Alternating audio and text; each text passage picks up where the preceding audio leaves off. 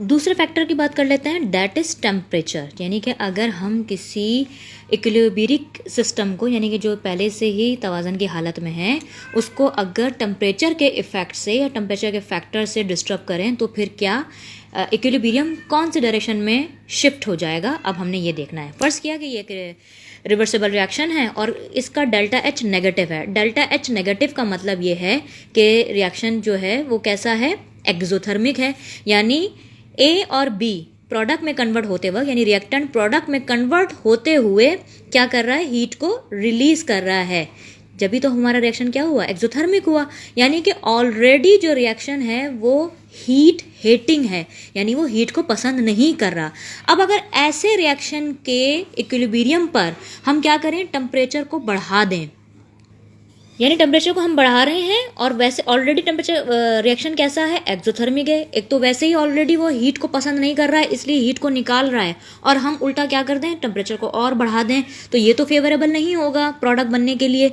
तो लिहाजा क्या होगा, रिएक्शन फॉरवर्ड जाने के बजाय बैकवर्ड मूव कर जाएगा। ठीक है, क्योंकि आम हालत में क्या था कि ए और बी सी और डी में कन्वर्ट हो रहे हैं, लेकिन इस दौरान वो क्या कर रहे हैं, हीट एनर्जी को रिलीज कर रहे थे। जब भी हमारा डेल्टा एच क्या है, नेगेटिव है, रिएक्शन एक्सोथर्मिक है। अब आप ऐसे एक्सोथर्मिक रिएक्शन को अगर मजीद टेम्परेचर प्रोवाइड कर देंगे तो वो तो उसके लिए फेवरेबल नहीं होगा।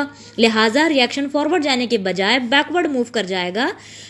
ठीक है, और प्रोडक्ट बनने के बजाय रिएक्टेंट हासिल होंगे हमें इक्विलिब्रियम पर।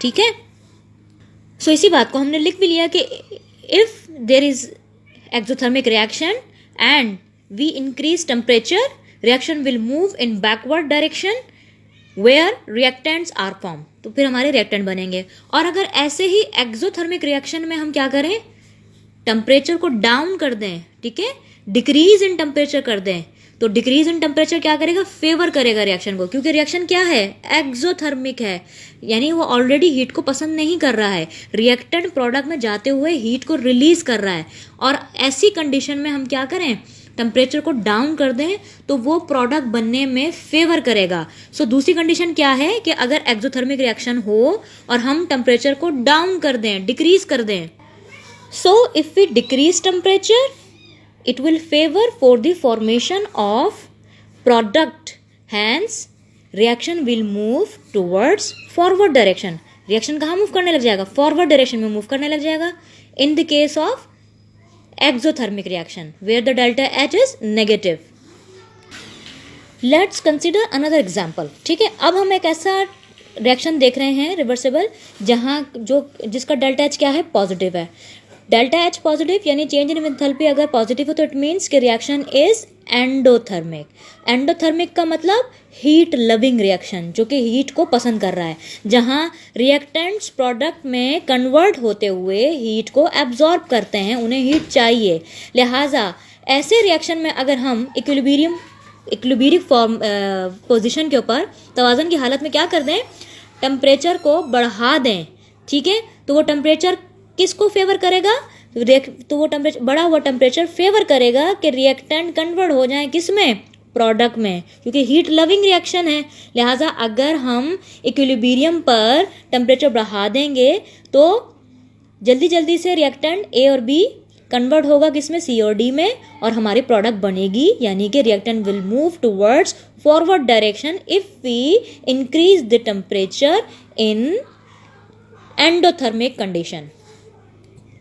सो इसी बात को हमने वर्डिंग में भी लिख लिया कि if we increase temperature reaction will move in forward direction where products are achieved when reaction is endothermic. Endothermic में क्योंकि हीट लविंग है, आप हीट प्रोवाइड करेंगे, that will favour for the formation of product.